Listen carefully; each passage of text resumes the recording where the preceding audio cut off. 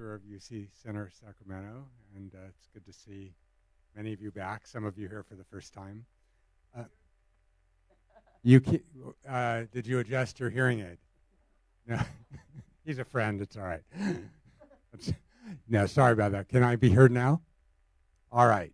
So, as you know, California is really blessed to have a robust higher education system. We have the community colleges, we have California State University, but we only have one public research university, and that's the University of California. And one thing that UC does that other parts of the system don't is to train the next generation of researchers, investigators, creative scientists, public intellectuals, and future professors. And partly in recognition of that, the UC Center created the Emerging Scholars Program several years ago, in which graduate students from throughout the system compete by submitting abstracts and going through a competitive process that's highly selective. And one of our winners, Dallas Augustine from UC Irvine, presented several months ago, and today we have the pleasure of hearing from Cte Plasman from UC Santa Barbara. Jay will be introduced in just a moment, and he'll be introduced by our very special guest, Senator Connie Leiva, who is senator from California's 20th district, which includes much of the Inland Empire, including Chino. She's a really prolific author of legislation. She's only been in office since 2014, but already some of her bills include 813, 1015, 1000, 651, 1398. You all know what those are, of course. No? Well, they're all important bills, and that's only a partial list.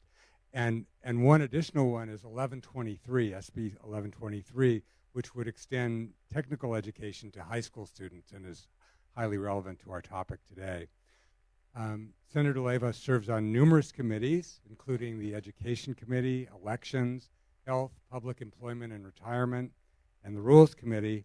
And prior to her time as an elected official in the Senate, she was president of the California Labor Federation. So it's really a great pleasure to have you here, Senator Leiva, and I'd like you to introduce our guest today. Well, thank you so much.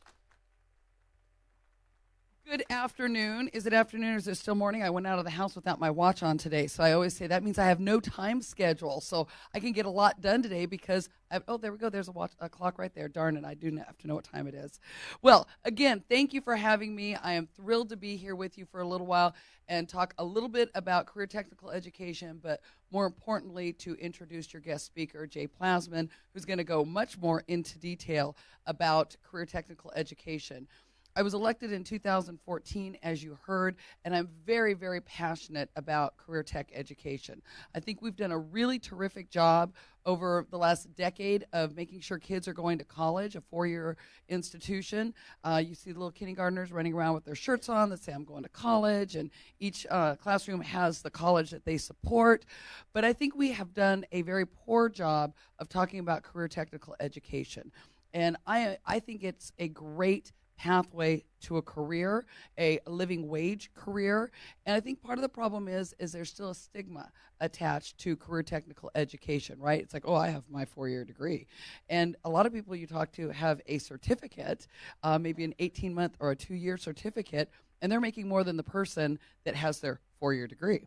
So I think it's really critical that we make sure students have all options, and not just students, but also people that aren't as young, people who are going back into the workplace after maybe being laid off or whatnot. We want to make sure that we find what we can do to help people have a job that pays the bills. Coming from the labor movement for 20 years, part of the reason I ran for office is because I believe a good job fixes a lot of what ails us in society. Middle-class jobs account for about 50% of California's labor market, but only 40% of workers in the state possess the required skills, leaving a skills gap which CTE can address. While the California economy has been recovering ever since the recession, unemployment in California is still higher than the U.S. average, which was 4.8% in 2017. And for me, in my district, it's even higher. It's 5.6 as of June of 2017. See, part of the problem we have in my district is we have more warehouses than any place, not only in the country, but there's only one other place in the world. I think it's Kenya, but I don't remember for sure. So we have some low-paying jobs, but we're working on that. With 15% of residents in our state living in poverty, CTE prepares students for good-paying jobs in high-demand areas.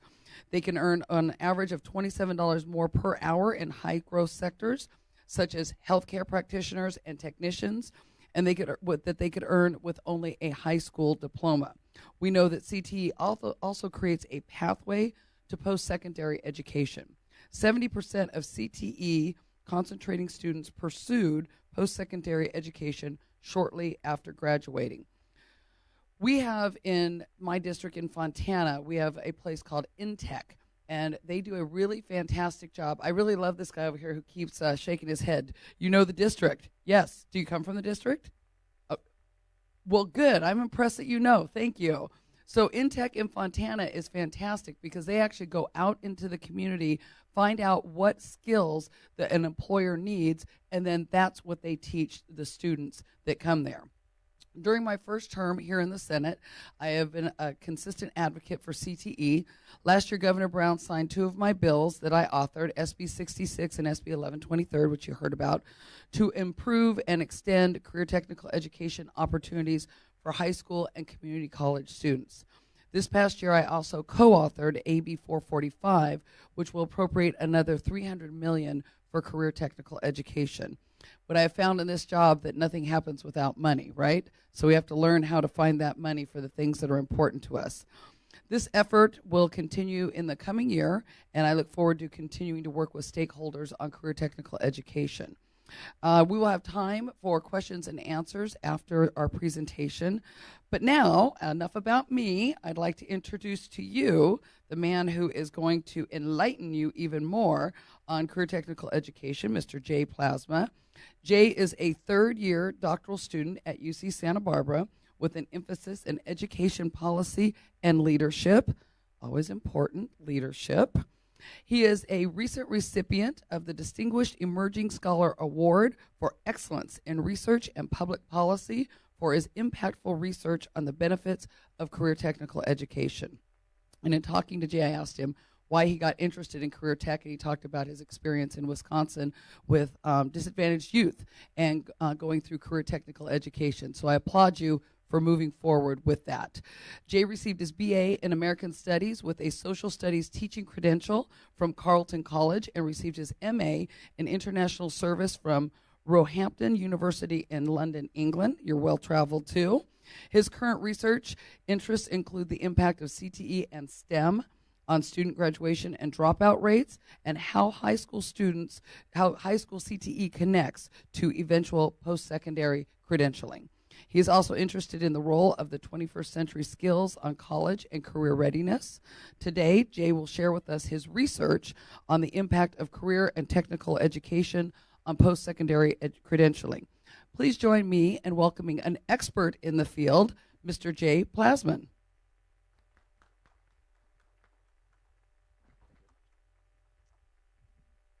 Thank you, Senator. Thank you to the UC Center, everybody here, for inviting me to give this talk. It's pretty exciting for me to be able to speak with everyone.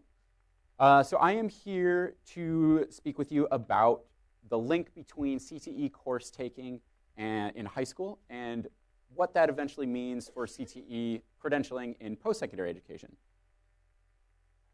Before I get to that, I just want to give you a little bit more background about myself. As the Senator mentioned, I am a PhD candidate at UC Santa Barbara, doing a lot of work in college and career readiness. My specific area is in education policy, leadership, and methodology.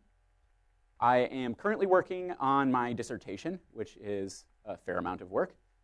And there are 3 specific projects in there that I'm going to be looking at. One of them is the relationship between CTE and those 21st century skills, and how those kind of build off of each other and relate to each other, and eventually to high school completion and achievement in high school. I'm also going to look at how a specific line of CTE, one of the specific clusters, relates to later civic engagement in life, and also finally looking at the connection between high school planning and whether or not that kind of relates to increased taking of career and technical education courses. Before coming here to Santa Barbara, I was living in Wisconsin, working at this place called Operation Fresh Start, where I was the director of education. I worked with disconnected youth, so students who had previously dropped out of high school, who had potentially had run-ins with the law, who just regular high school didn't work for them. And during this time, I really was able to see the impact that vocational education had on these students. They came in with not a lot of goals. They came in with not a lot of kind of hope for what they wanted to do. And during the program, I could see a physical change and sense that kind of mental change in them, that they started to believe in themselves again, and they also started to believe that there were people out there who could help them get to where they want to be. But I realized that the work that I was doing, we still had a lot of people, a lot of students who this could benefit, just in the Madison area. And so I realized that maybe to make a more long-term impact, we need to do it at the policy level. So that's why I kind of came back to study. I also taught for a long time. I taught overseas in the Marshall Islands. I taught third grade. I taught middle school health. I taught social studies. I taught math. And I taught English, all at different times. So I have kind of a broad range of teaching experience. Moving to California from Wisconsin was a fairly big change. How many of you have been to Wisconsin before? So for those of you who have not been to Wisconsin, you will recognize that it's a frozen wasteland. And the decision that my wife and I made to move out here was definitely not to have the nice California living. While I was working in Wisconsin, I would read a lot of stuff about high school dropouts, and there was one guy's name who kept popping up, and it was Dr. Russell Rumberger, who teaches at UCSB, is a professor at UCSB, now retired. And so I got in contact with him, and we thought that there might be some kind of overlap with our work, and so I decided to come out here to Santa Barbara, drove out across the country, and now I get to live in Southern California. So we're not here to talk about me. So let me get into talking about career and technical education and the link between high school course taking and eventually college credentials. So as the senator mentioned, there is a reason to want to increase kind of CTE taking. There's a lot of employment issues.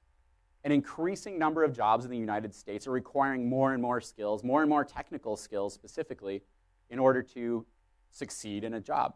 Specifically in healthcare, business, computer, and math occupations, there's expected to be double-digit growth over the next decade or so.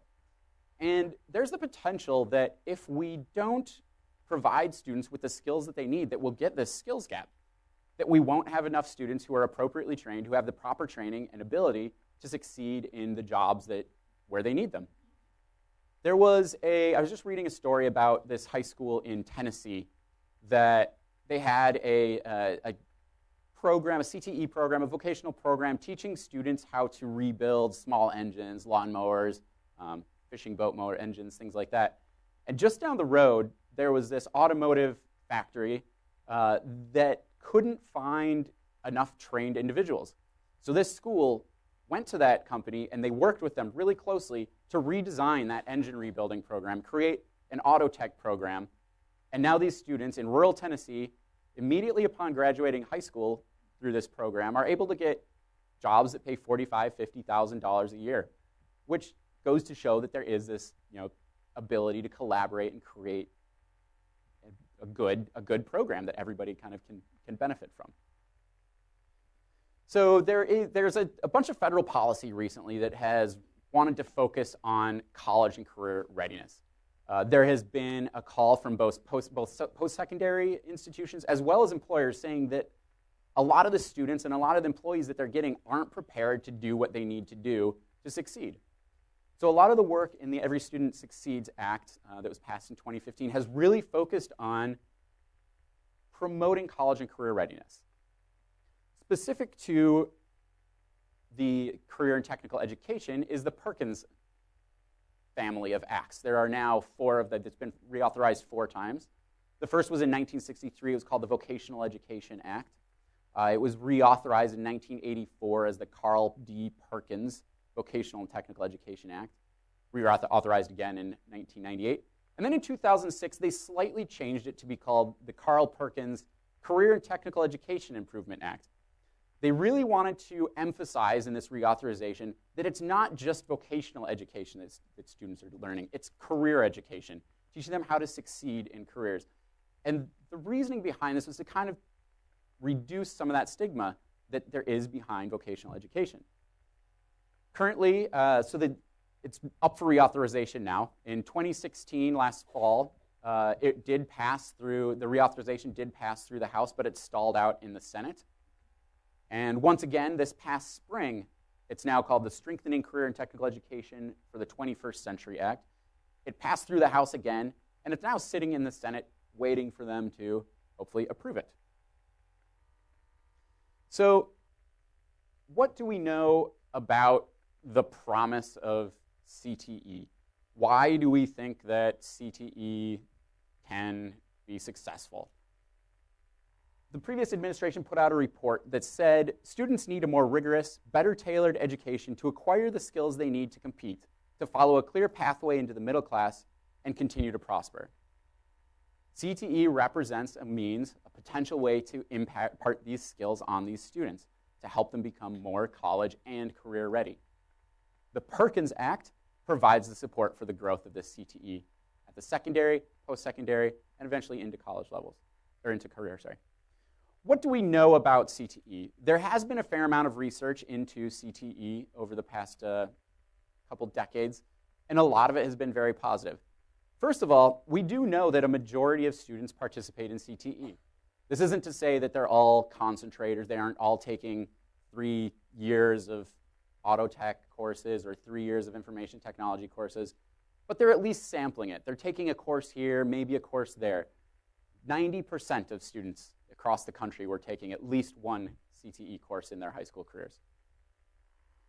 At the secondary level, research has connected CTE to a bunch of positive things. It's been related to decreased high school dropout, increased on-time high school graduation.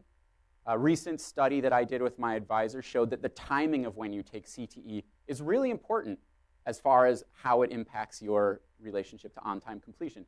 We found that the later you take it in high school, the more likely it is to help you graduate on time, potentially because it's helping show that there's this relevance of high school into your later career opportunities.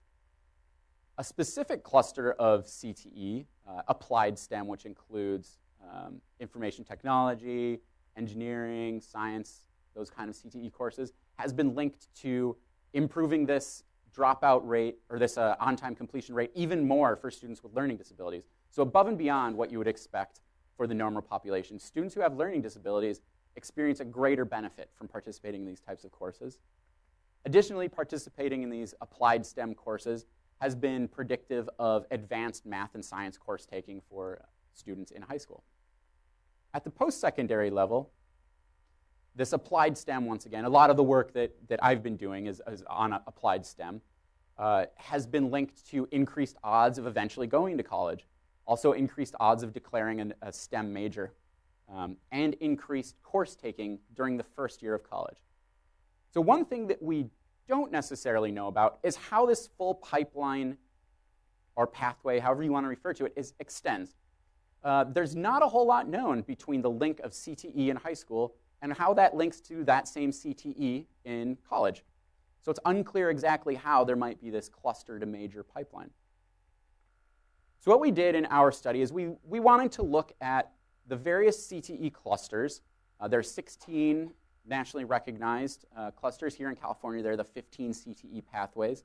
They're all up here. I won't necessarily go into them, but they're organized around occupation fields of study.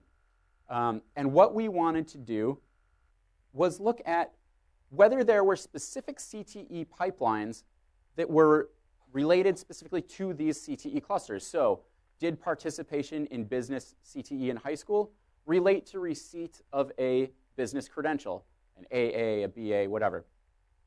We were also interested in finding out whether there were any cross-cluster relationships. So did participation in business predict majoring in trade? So we wanted to see where these pipelines in CTE went. In order to study this, we use the Education Longitudinal Study of 2002, which is a big nationally representative study that was done by the National Center of Education Statistics. It started in 2002 when students were in their sophomore years of high school, did a follow-up with them when they were seniors, another one 2 years later, another one in 2012. They also collected full high school transcripts from students, and in 2013, full post-secondary education transcripts. The full sample, this full study, has more than 16,000 students representing every state in the union, public and private schools, 750 schools around the country. For our sample, the group that we were looking at, we said that it had to have both post-secondary and high school transcripts available, and it had to have all the outcomes that we were interested in. So some of the students didn't have the outcomes we were interested in, so we decided not to include them in our analysis, resulting in more than 10,000 students in our sample. We also chose to only look at public high school students because a lot of CTE policy, a lot of federal policy, a lot of state policy more directly impacts public schools, and the fact of the matter is that a majority of students still do go to public schools in the United States. So here's a list of the outcomes that we were interested in. First of all, we were interested if a student declared that they were studying a certain cluster, a certain area. That would be the NE major. We also were interested whether they received an AA, a BA, an MA, or a doctoral professional degree. And these are the clusters that we created. They're based on those 16 that I showed you earlier, but there's a couple that we decided to disregard because they didn't have enough students who were participating in them. And there were a couple that we decided to clump together because of their close relationship. So for example, applied STEM, that includes all the STEM CTE stuff as well as the computer information. Business includes marketing, finance, and business management and administration. And trade includes architecture and construction, manufacturing, and transportation. Our main kind of treatment variable, what we were really interested in, was CTE high school unit completion. So how many units did a student complete in a given cluster? So we wanted to use units as opposed to the number of courses taken because a course can be a different length of time. It could be a quarter, it could be a semester, it could be a full year, whereas one unit is recognized as a full year. So that kind of helped us to standardize our results. We based this on the transcript data that was collected in 2005. So we had every single course that every student in our sample took, and we were able to identify which cluster each course fell into so that we could figure out exactly how many units a student completed. In order to make sure that we would have accurate results, we wanted to control for a bunch of stuff. So we took into account gender, race, ethnicity, whether or not a student had an IEP, socioeconomic status, family arrangement, which includes single parent family, biological, living with both biological parents, or some other arrangement. And then we also took into account the academic history and attitudes, GPA, number of academic units a kid completed, extracurricular activity participation, math self-efficacy, which is kind of the belief in how good you are at math, and your post-secondary education expectations. So this is just kind of a rundown of what our sample looked like in general. We're not going to focus on it too closely, but there's everything that we had. And now let's look at some of our results. So here's what we found. These coefficients up here are, is there a laser pointer on this thing?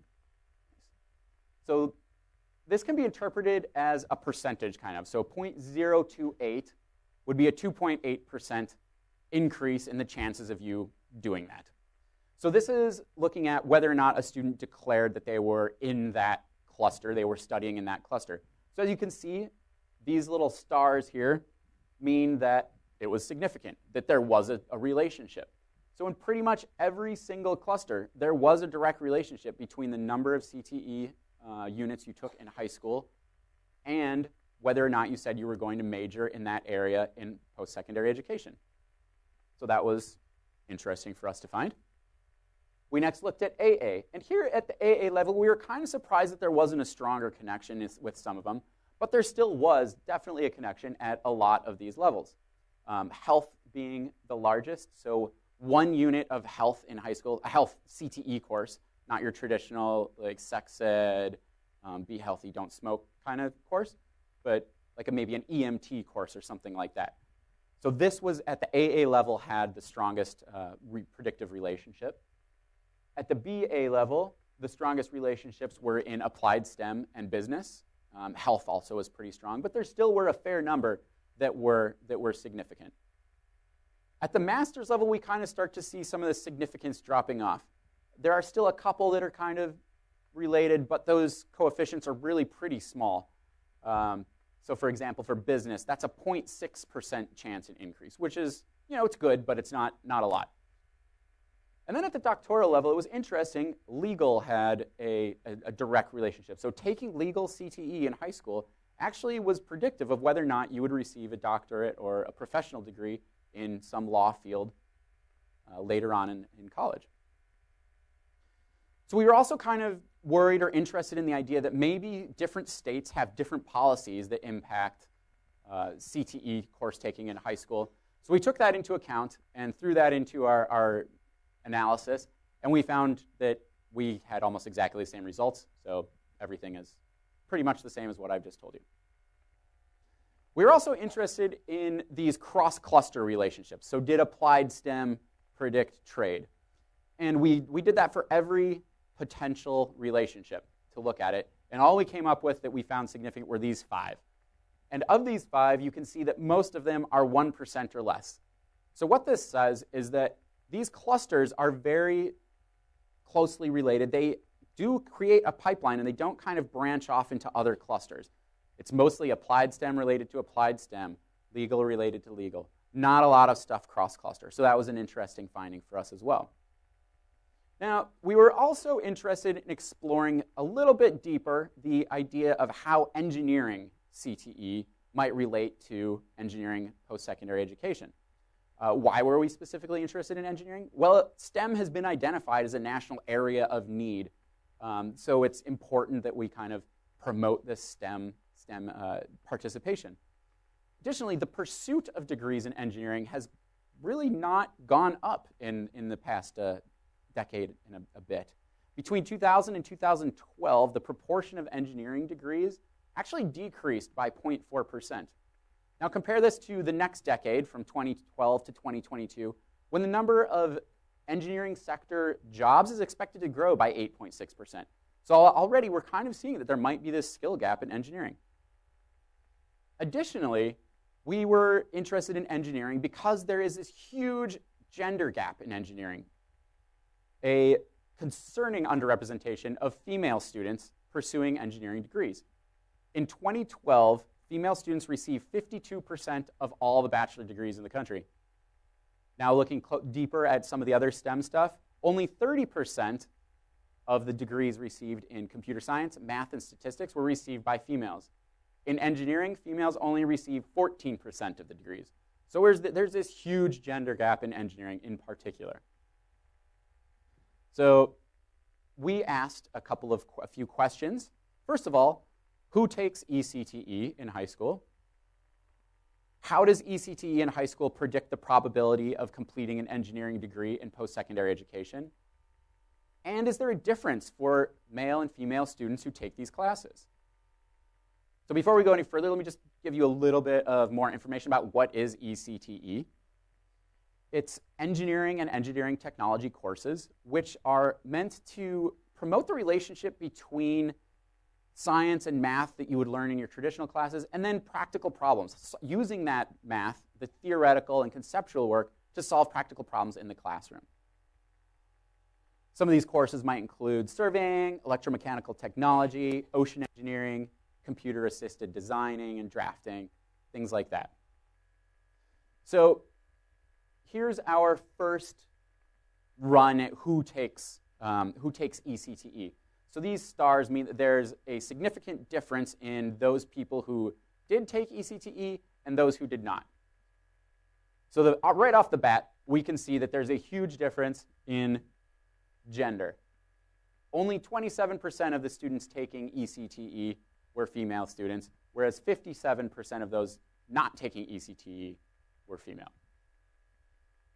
There's a slight difference for white students, For Hispanic students and for socioeconomic status, we see that there's those taking eCte tend to actually have a slightly lower SES in general.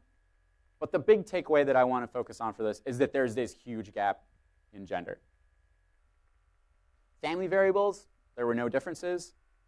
And then we also wanted to look at what characteristics of schools were kind of impacting whether or not someone would participate in eCte. So we found that actually GPA played a slight difference.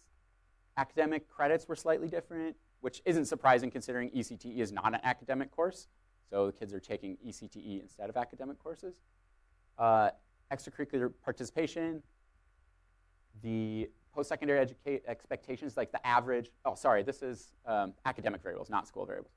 So this is students participating again. And four-year colleges, so students who were in eCte actually had slightly lower four-year expectations and slightly higher two-year expectations. So here's the student variable one. Students in schools with higher percent minorities were less. They were actually less likely to take eCte. There were same for free and reduced lunch percentages, percent English language learners. Students who did take eCte tended to come from schools that had a lower rating of school climate, which is kind of sense of belonging, safety in the school, things like that. Whether or not the school offered a CTE program, makes sense, and the number of CTE teachers in a school. So this is just looking variable by variable. We also wanted to look, if we threw them all into a predictive analysis, what would we find? So for the student variables, we once again found that if you are a female student, you are much less likely to take eCte. Hispanic students, less likely. The higher your SES is, the lower your chances of taking eCte. And that's it. So once again, we notice that the biggest coefficient in here is in gender. So once again, this shows that there's this gender gap in engineering already that's developed in high school. And then when we looked at the school variables that might play a part, the only one that remained predictive was the number of CTE teachers. So if you had more CTE teachers, you're probably a little bit more likely to take eCte. Our second research question was looking at whether the number of eCte units that you took in high school was related to receiving an eventual degree. So we used a slightly different method for making coming up with these results. So basically, these are odds. So if you see an odd here that's this odds, generally if you think of like a 1-to-1, that would be a 50% chance of something happening. So anything over 1, your odds are going up. So this means that there's a 1.13 to 1 odds of you now declaring an English major. So basically the takeaway is if it's over 1 and it has stars next to it, it's good. So what we found is that declaring an English or an engineering major, receiving an engineering BA, and receiving an engineering MA were all related to the number of CTE units that you took in high school. So that was interesting to find. We were also really interested that there wasn't any relationship at the AA level. Next, we wanted to look at the gender differences. As you can see, all of the coefficients for females were larger than those for the males, which shows that maybe this is a way to help close the engineering gender gap. If we can find a way to get female students to participate in eCte more in high school, maybe we can get them to continue on in engineering later in their educations. We also were interested in the fact that at the AA level, it was predictive for females, whereas it wasn't for the general population and it wasn't for males. So just to kind of review a couple of things quickly here, CTE and CTE research has really been experiencing kind of a resurgence over the past couple decades. It's been linked to a lot of positive outcomes, and we wanted to look at one of the missing pieces of the puzzle in this pipeline. How does high school relate to post-secondary CTE major? Some of the specific implications going back to the first part of our study, there are definitely observable pipelines within the CTE clusters. There doesn't really appear to be a very strong cross-pollination effect, so it's applied STEM to applied STEM, not applied STEM necessarily to business or whatever. Every cluster did show some significant result at some extent. At the AA level, health was the largest. At the BA level, business, applied STEM, and health all had pretty strong effects. At the MA level, we started to see things kind of dropping. At the doctoral level, legal was the only significant one. And interestingly enough, public service, while it was related to whether or not a student declared a major in that area, it wasn't related to any other individual level. So what about eCte specifically? There is an observable engineering gender gap in high school. There does appear to be a specific eCte to engineering degree pathway. High schools, when we took into account kind of some of those variables that were related specific to high schools, they really did not have much relationship to whether or not a student was going to receive an engineering degree. It was all at the student level. And finally, we found that eCte could be a means to help reduce the engineering gap in gender. So some potential future Cte, eCte policy implications. It's important to emphasize participation across underrepresented groups. Female students is what we specifically looked at, but also for underrepresented minorities, students of low income, students with disabilities. And for helping to increase the representation of these groups, the IES, the Institute of Education Statistics, had 3 recommendations that they've shown to be effective. Teach students that academic ability is malleable. So CTE can help by doing this. A lot of the work in CTE classes is very hands-on, very practical, so you get kind of that sense that you're achieving something. It teaches you things in a different way than maybe some of those other courses might. Providing feedback on schoolwork. CTE courses, by the nature of their design, are very project-based, so you can tell immediately if it's working or not. You get that instant feedback. And finally, participation in these CTE courses might help encourage long-term STEM interest. As we saw with some of the previous research, participating in applied STEM is related to later advanced course taking in math and science, and also related to STEM course taking and eventually declaring a STEM major in college. So this might be a way to promote that STEM interest in the long term. So looking a little bit more closely at CTE pathways in California, California is really pushing the curve on a lot of the CTE work. A lot of the work that the senator has done has really been helpful for promoting that. These pathways provide rigorous and relevant instruction. Nearly 20% of California high school students are CTE concentrators, which is a really big proportion of the population of high school students in California. One of the things that would be kind of a recommendation, would be an implication from this study, is that it's important to continue working with businesses at the high school level, to work with businesses to identify what the needs are and to help identify what CTE pathways might be beneficial in that area. Also examining ways to offer multiple pathways in each high school. Maybe there's an engineering program, but you don't want to go into engineering. You want to go into architecture or construction, but there's not that pathway in your area. Finally, it's going to be important to evaluate the California-specific outcomes. 85% of CTE post-secondary education students in California did eventually earn a CTE credential, which is a really high percentage. Some other specific stuff to look at in California is what pathway course is the most effective. So there might be a sequence of courses that you take to complete a pathway. Is this the best way to do it, or do you only need to do that capstone project? Do you only need to take the freshman year course? So looking at this is going to be an important thing to evaluate. Also, who participates in different types of CTE pathways? Kind of getting an idea of this can help direct and inform policy later on. So finally, CTE, this research that we've done shows that CTE can promote the potential for secondary schools to partner with both post-secondary education institutions and local employers to help design these pathways and clusters more closely. It's also a call to increase CTE awareness. CTE is not just vocational education. It's a path for all students, and it has benefits for everyone who participates in it. It has a lot of connections beyond high school, and it's really important to recognize that CTE courses are both rigorous and relevant in preparation for both post-secondary education and career. Thank you very much, everybody, and thank you, UC Center. If you have any questions, please feel free to contact me. Well, thank you very much, Jay. I found that super interesting. Don't go away.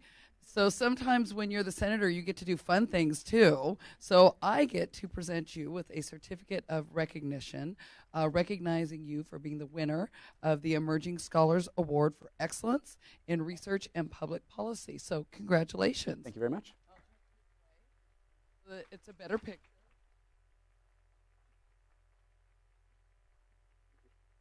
Appreciate it. And stay up here because I think we're going to open it up to questions, right? Okay. So if I may, I would like to ask the first question. So the ECTE and the lower participation with females, did that surprise you?